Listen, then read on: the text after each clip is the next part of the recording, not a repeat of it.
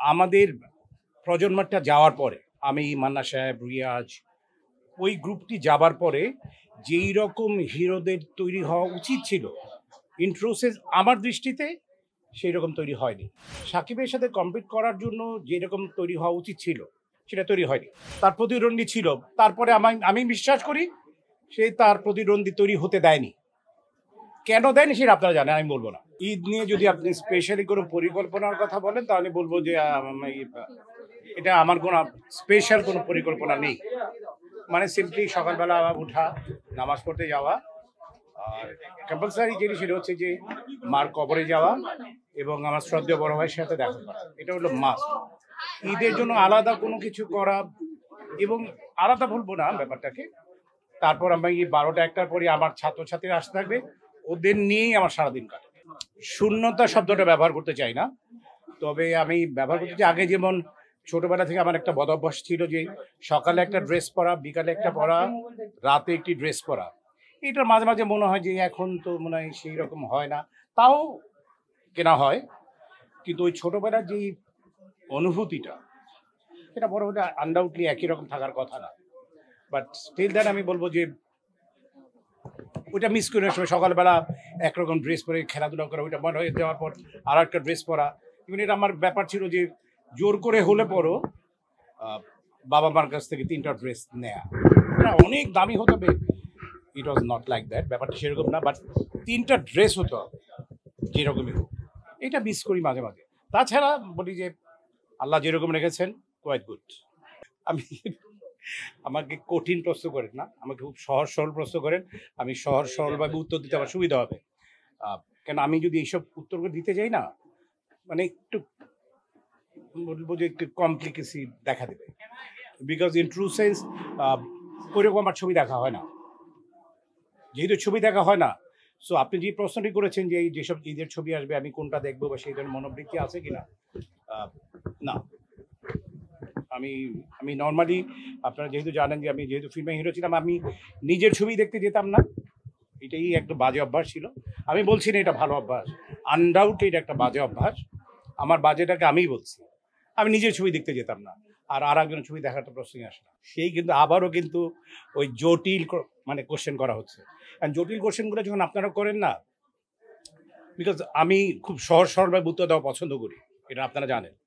So in true sense আসলে আমাদের প্রজন্মটা যাওয়ার পরে আমি মান্না সাহেব রিয়াজ ওই গ্রুপটি যাবার পরে যেই রকম হিরোদের তৈরি হওয়া উচিত ছিল ইন্ট্রোসেস আমার দৃষ্টিতে সেই রকম তৈরি হয়নি।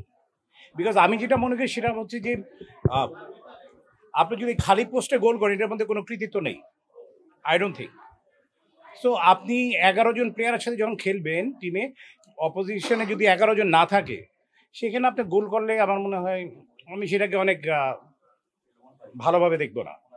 আমি 11 জনের এগেনস্টে 11 জন ভালো প্লেয়ার দাঁড়ালো, ব্যাডমিন্টনে 2 জনের ডবলস খেলতে গেলে 2 জনের এগেনস্টে 2 জন দাঁড়ালো, সেটা ভালো লাগবে। কিন্তু ডবলসে যদি আমি 1 জনের এগেনস্টে 2 জন খেলি, নিশ্চয়ই সেটা ভালো লাগবে না। সো আমি বলতে চাচ্ছি যে এখানে আমাদের যেই রকম আসলে আমাদের ওইটা যাওয়ার পর যেরকম তৈরি হওয়া হচ্ছে, আপনি যার কথা বলেছেন সাকিবের সাথে কম্পিট করার জন্য যেরকম তৈরি হওয়া উচিত ছিল সেটা তৈরি হয়নি কেন সেটা আপনারাও জানেন, আমিও জানি। আমি আমি আপনারা প্যাচ দিচ্ছেন আমি জানি, এই জন্য আমি যত চেষ্টা করি আমি প্যাচের বাইরে থাকতে চাই। তারপরেও বাট কিছু কিছু সময় you have to speak the truth. আমি বলছি না খালি পোস্টে গোল দিচ্ছে, এটা সম্ভব না, বিকজ আনডাউটলি বলবো যে হি ইজ ব্লেসড বাই আল্লাহ, নাহলে সেই এই জায়গাটায় যেতে পারতো না সে। বাট একটি সময় ছিল তার প্রতিদ্বন্দ্বী ছিল, তারপরে আমি বিশ্বাস করি সে তার প্রতিদ্বন্দ্বী তৈরি হতে দেয়নি।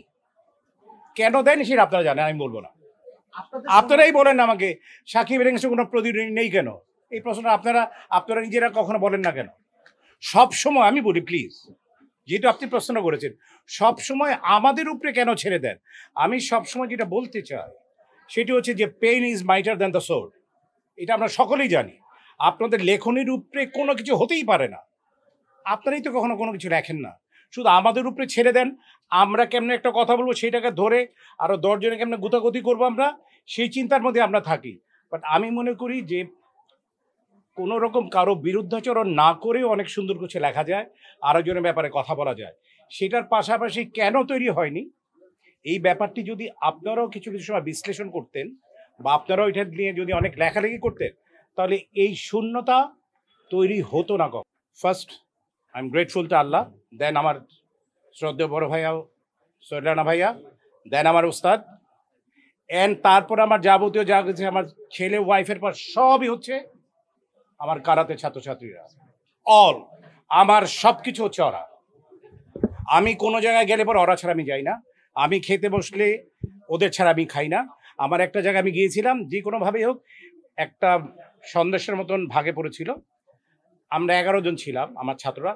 আমাকে তারা বলছে যে ওস্তাদ আপনি একা খান, আমি বলছি না একা না, 11 টুকরা কর। 11 টুকরা করে 11 জনে খেয়েছি আমি। আমি সেইভাবে চলা পছন্দ করি। এই যে এখানে আসে আমার ছাত্ররা কিন্তু আছে, আমার সাথে 10 জন আছে, কিন্তু মানে আমি কোনো জায়গায় যাওয়া মিন্স আমার সাথে 8-10 জন ছাত্ররা থাকে। মানে আমার মেইন কথা হচ্ছে আমি ওদের সাথে থাকতে ভালোবাসি, ওরা আমার সাথে থাকতে ভালোবাসে।